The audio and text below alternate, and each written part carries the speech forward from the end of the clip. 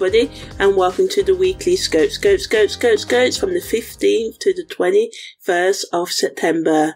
Hi everybody, and welcome to this week's weekly scopes. If you've heard this before, you can skip, but this is just the intro on how I, formulate these astrology weekly readings. I use astrology and my intuition to give you advice how you can practically use the knowledge of the stars and the planets and apply them to your life. So my weekly scopes are all based on GMT time and on Vedic Constellational Astrology. So now I'm just going to explain what Vedic Constellational Astrology is and how it differs from Western astrology.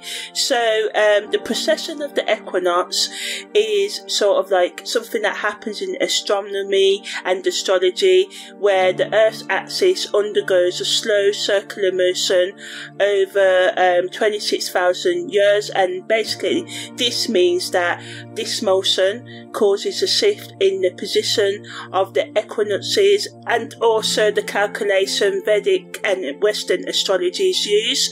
So around 2,000 years ago, the tropical and sidereal Vedic astrology signs of astrology were aligned in the same position. So if the sun was in Scorpio in Vedic astrology, it was also in the constellation of Scorpio in Western astrology.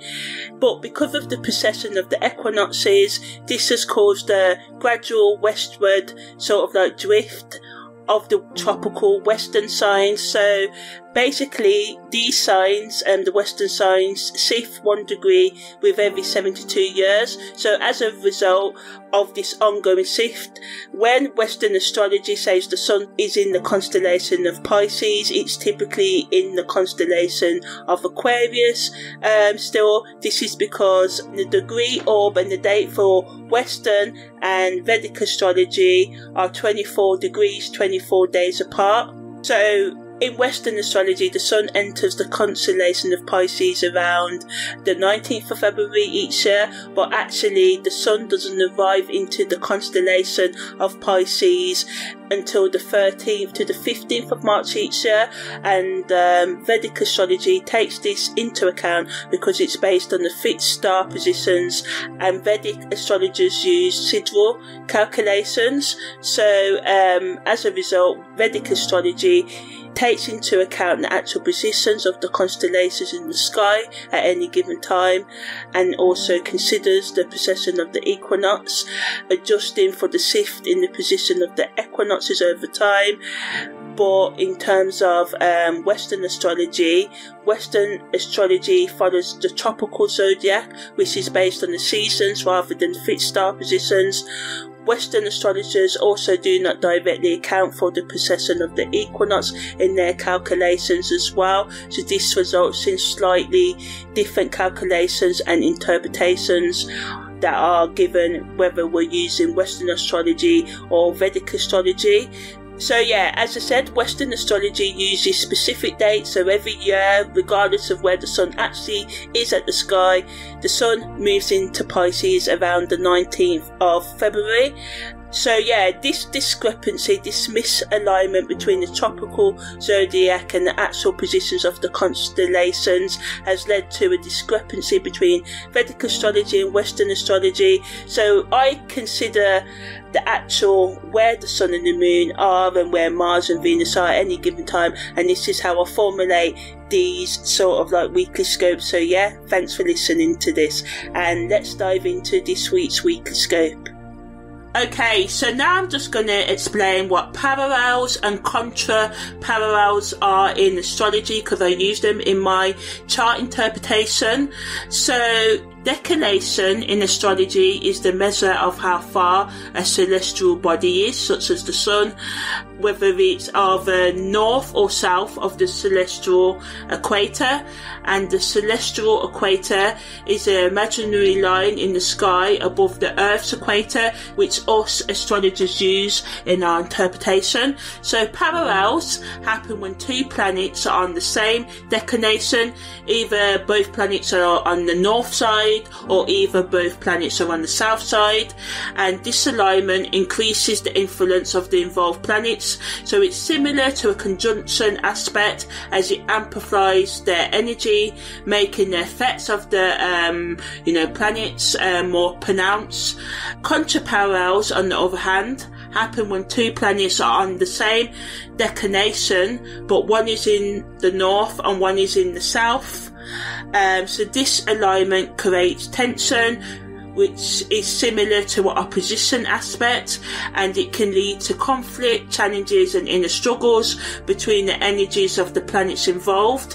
So contra-parallels highlight areas of friction or contrast in our lives, urging us to find balance between their opposing forces at play. When transiting parallels and contra-parallels happen, they can sort of like trigger significant events, shifting consciousness and periods of intense growth and transformation. So I look at these aspects closely during chart analysis to understand how planetary energies interact and influence each other during a specific time frame, to pinpoint key periods for personal development, relationship dynamics or career shifts, and other shifts like karmic shifts and stuff like that. Because I just find using contra-parallels and parallels gives me more depth in interpretation, so I use them.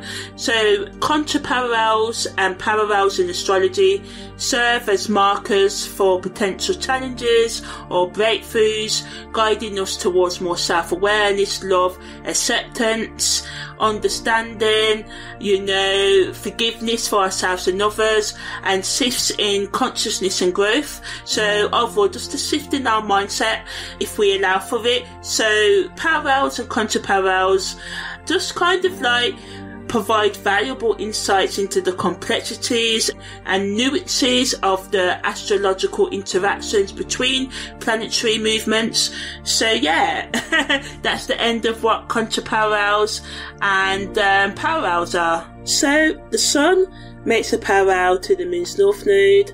This entered on the 10th of September, is exact on the 15th of September, and leaves us on the 20th of September at 10:45 p.m. Venus makes a parallel to Saturn. This entered on the 11th of September, leaves us, is exact on the 15th of September, and leaves us on the 20th of September. The Sun makes a contra-parallel to Neptune. This entered on the 12th of September, is exact on the 18th of September, and leaves us on the 23rd of September at 12:16 a.m. Venus makes a contra-parallel to Chiron. This entered on the 15th of September, is exact on the 19th of September, and leaves us on the 23rd of September at 6:17 p.m.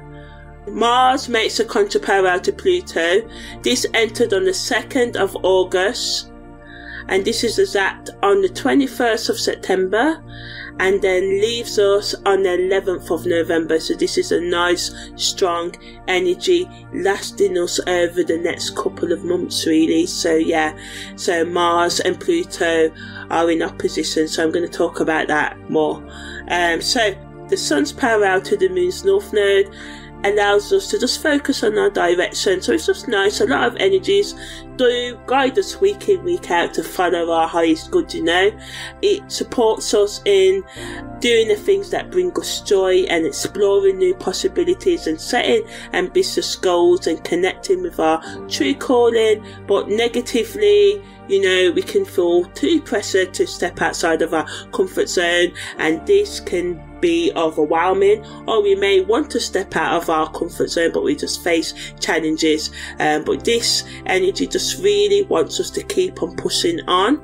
Venus makes a parallel to Saturn, so this supports us in overcoming our restrictions, although brings it to us, encourages us to be more stable and have more meaningful relationships built on commitment and loyalty and true connection.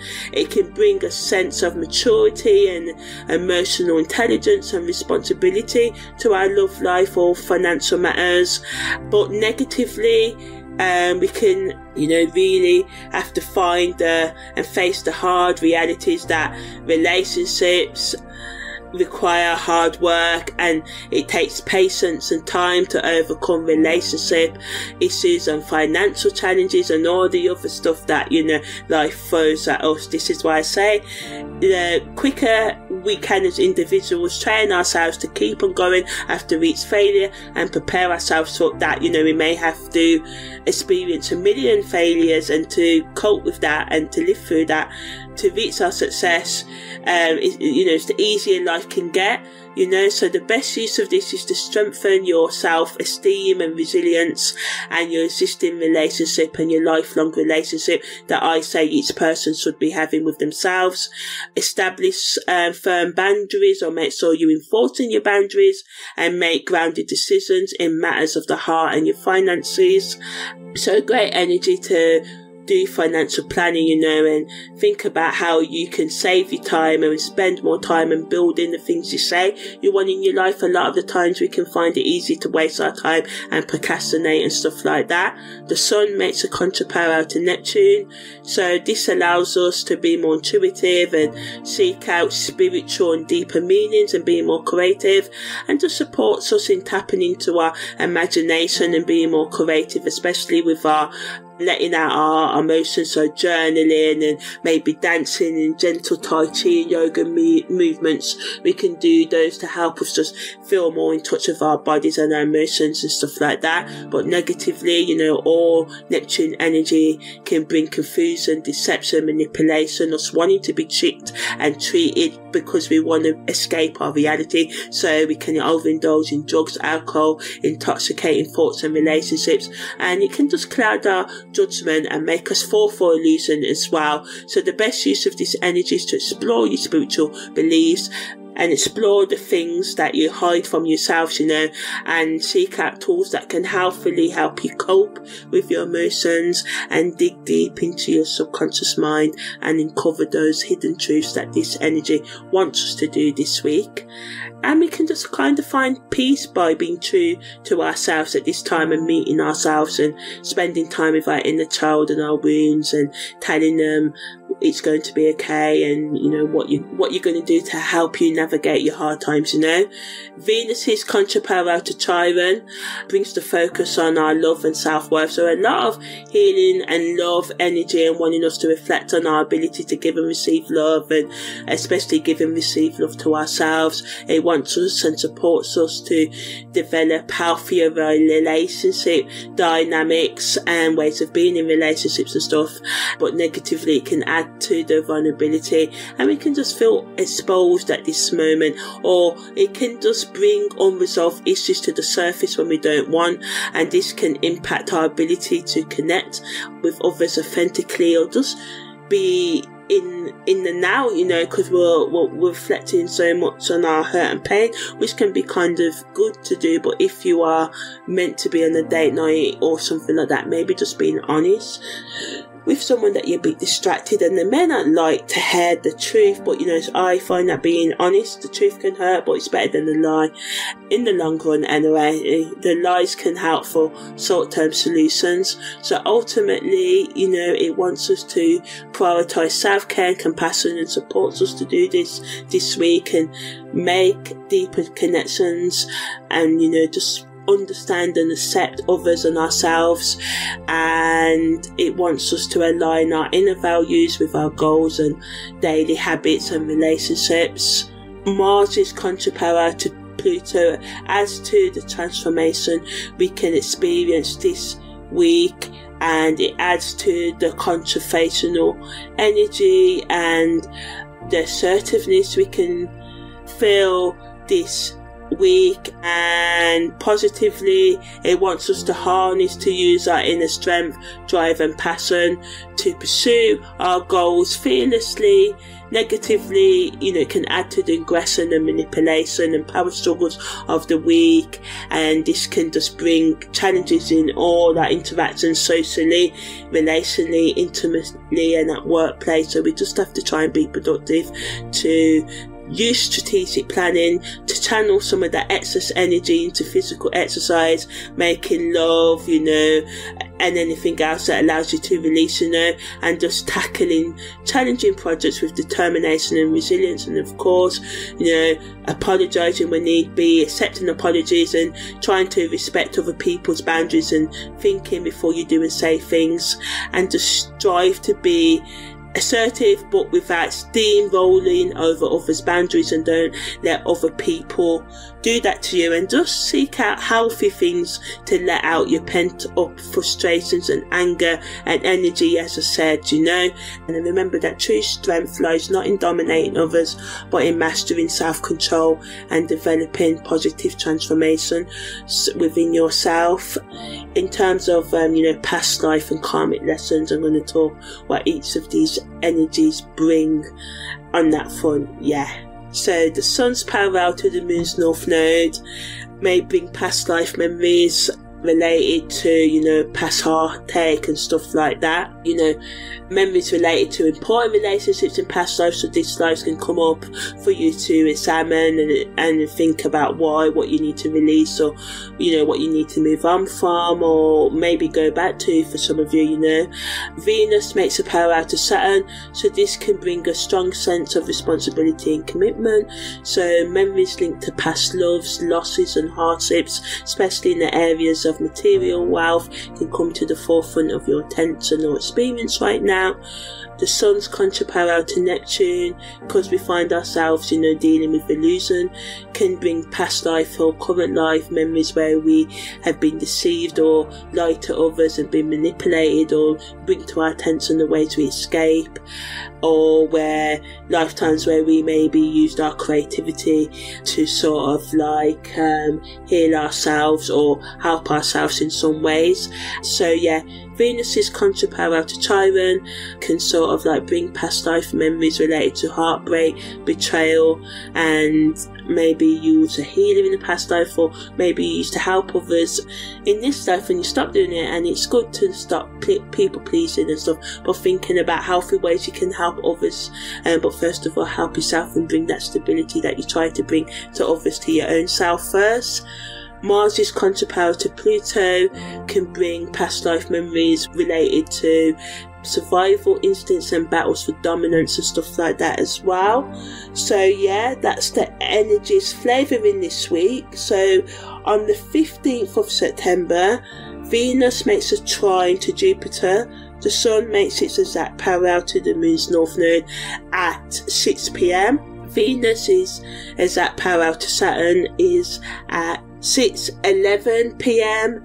and the moon void of course starts at 8:09 p.m. So Venus making a trine to Jupiter, increases our ability to be practical and pay attention to detail, and adds to the planning energy of the week, and helps us to start new things, especially our health and hygiene, our daily routine, how often we look after our teeth, our ears, these little things that we can do, giving ourselves hand massages, foot massages, just, sometimes we're like, if only I had a partner who did this, but how about, us incorporating these things into our own self-care regimes.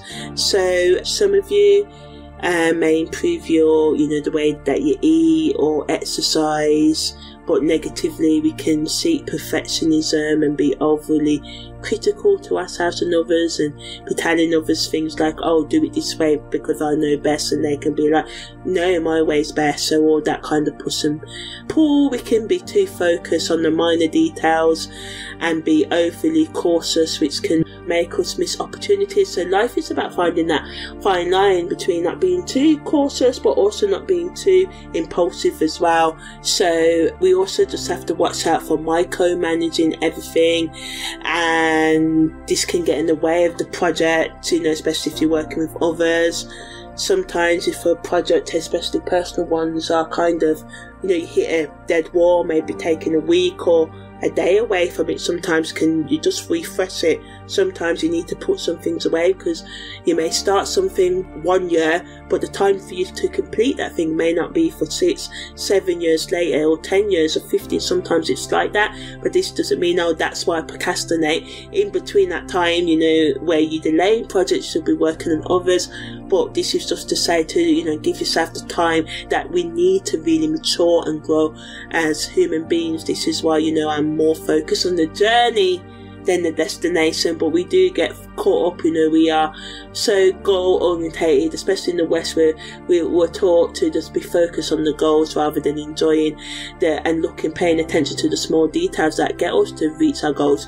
You want to be a CEO, you want to be an entrepreneur. Are you prepared to sacrifice your pleasure? Are you prepared to set routines, work 18-hour days to keep on going after each failure? All these things are needed to achieve certain things in life. So getting realistic about what it takes to be all you want to be. So we can use the diligent energy of Venus in Virgo to just assess our resources, our time, our energy, our money.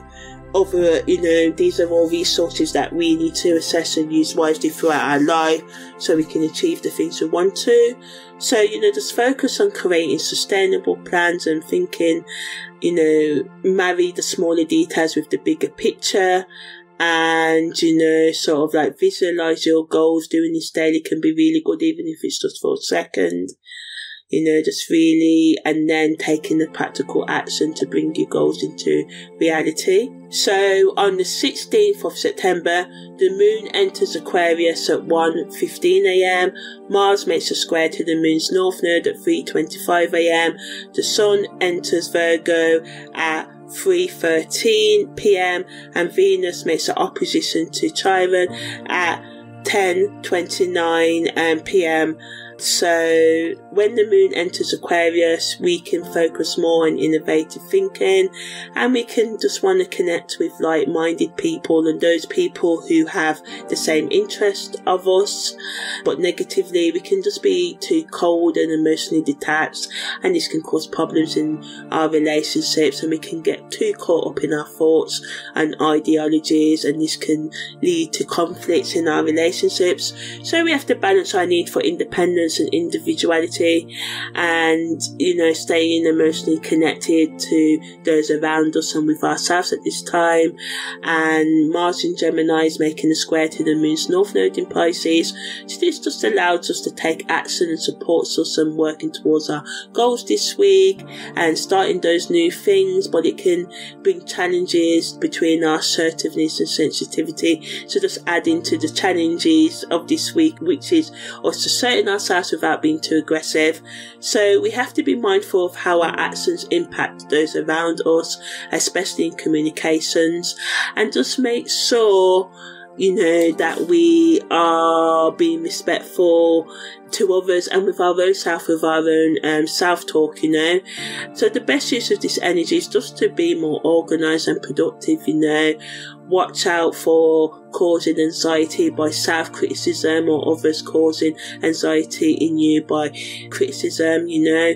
Work on being self-compassionate and empathetic to others and accept your limitations, knowing that, you know, even in your failures, you keep on going and you will get there. You may not get everything you want. I'm not a professional. I don't believe in those grand, or you'll do this and you'll get everything you want to know. I believe that you'll get some of, you may get all, but you at least get, if you work towards bringing your best life into reality, you at least get some things of what you want, rather than not working and getting nothing of what you want. Something's better than nothing, right?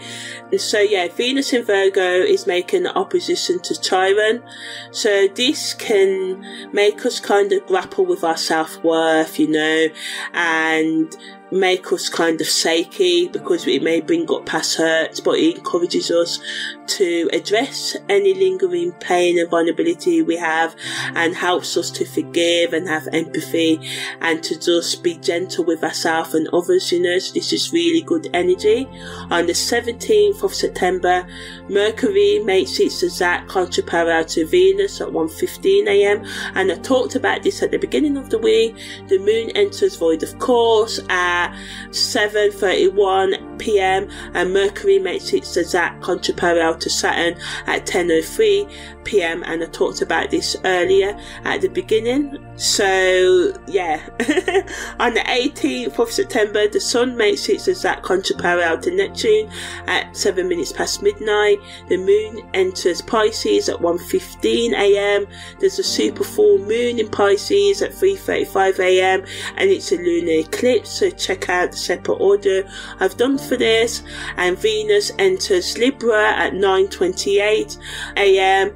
Mercury makes an opposition to Saturn at 9:51 a.m. The Moon's North Node goes direct at 8:52 p.m. and Mars leaves out of bounds. So yeah. So when the Moon's in Pisces, it adds to us being emotionally sensitive and being intuitive, but it can add to the moodiness and escapism of the week. So the best use of this energy is to be creative, listen to music, paint, dance, anything that gets you to chill out in a healthy way.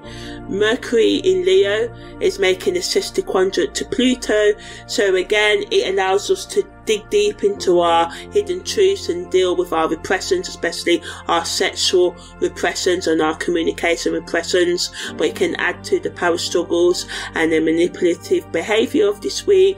So if we don't deal with our repressions and our pressions are the things we usually hide from ourselves and others, and we don't need to tell that other people are kinks or other desires, but we at least have to admit them to ourselves and find healthy ways and consented ways to release them. Otherwise, this is how psychos are made, right? Narcissists and all the rest of it, so admitting our desires can be really powerful, and not seeing them as weaknesses can turn them into strengths and just makes us more healthier human beings as well.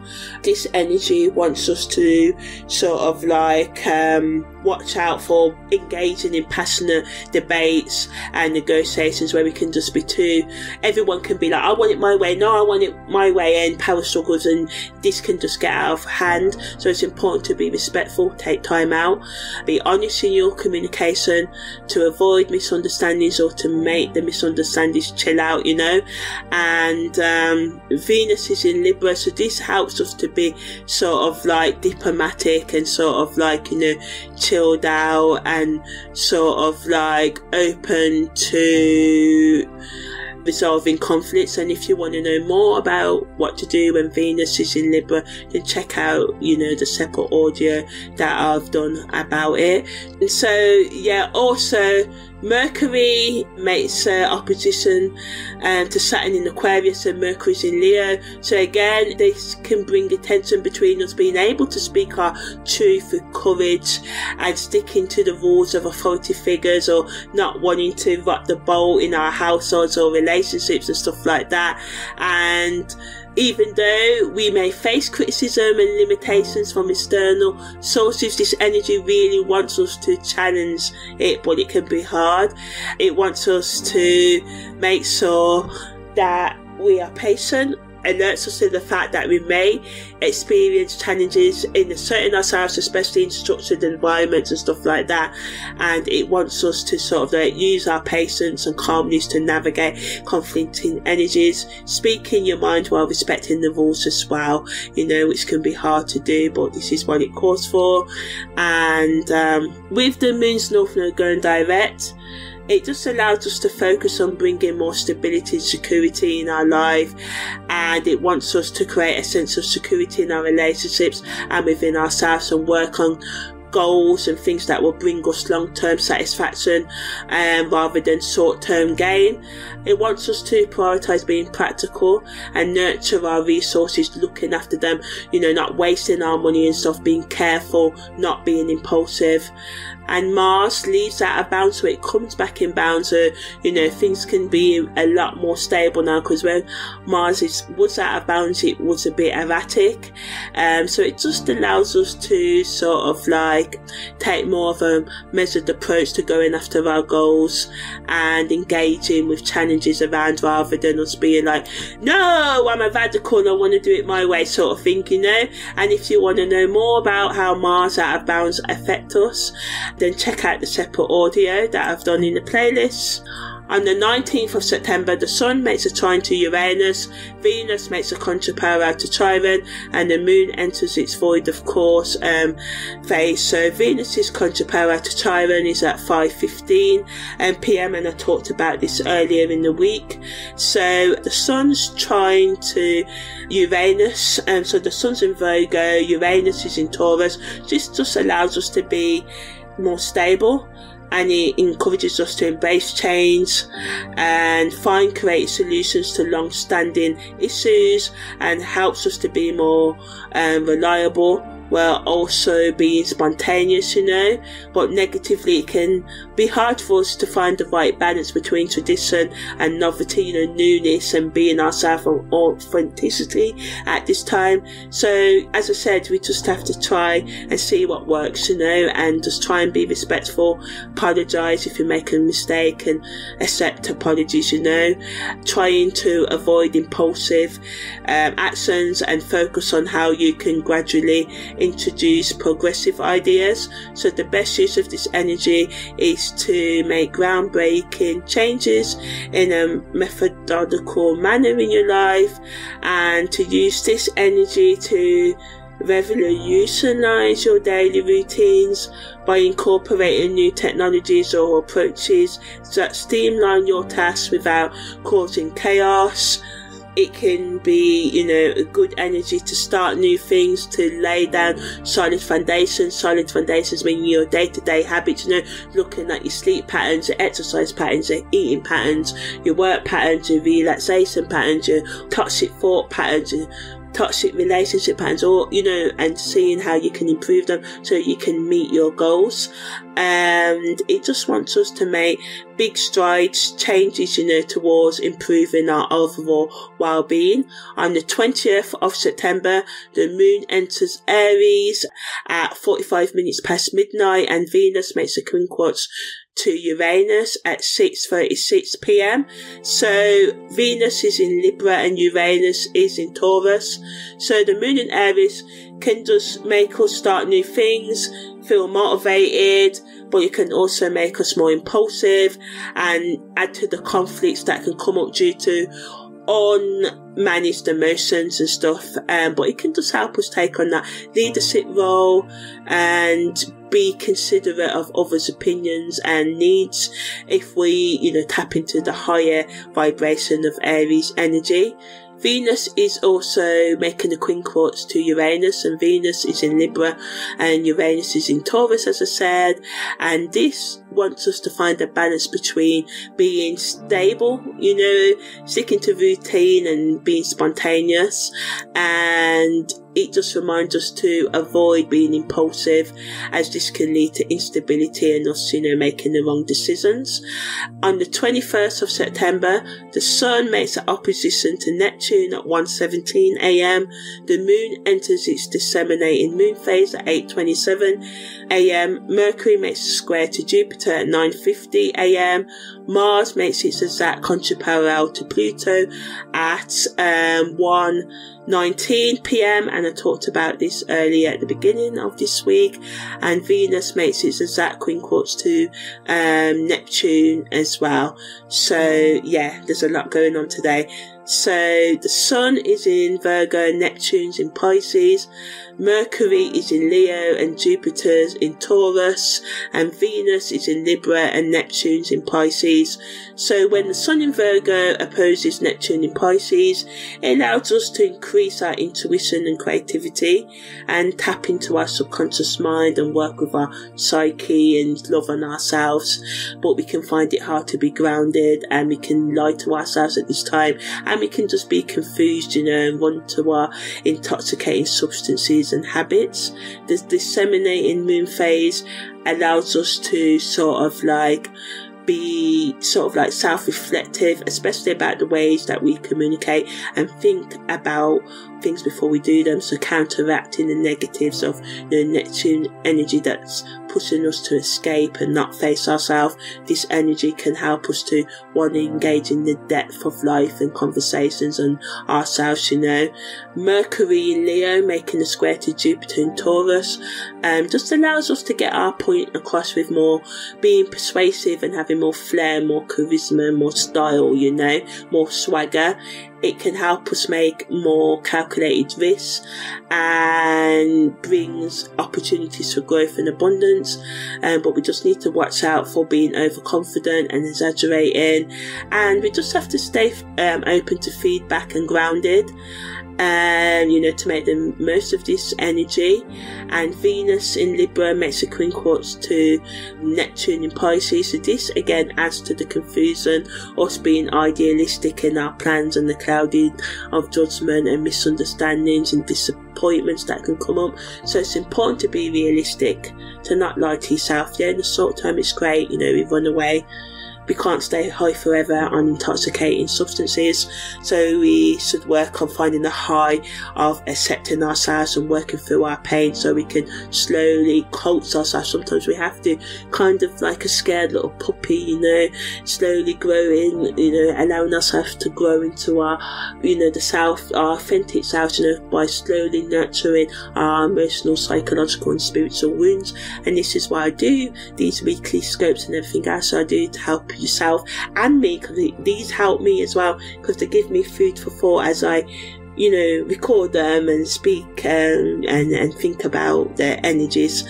So yeah, if you like my content, please follow and subscribe. I'm Amani, your holistic karmic astrologer, and yeah, this is the end of the weekly scopes from the 15th to the 21st of September. Take care and see you next time.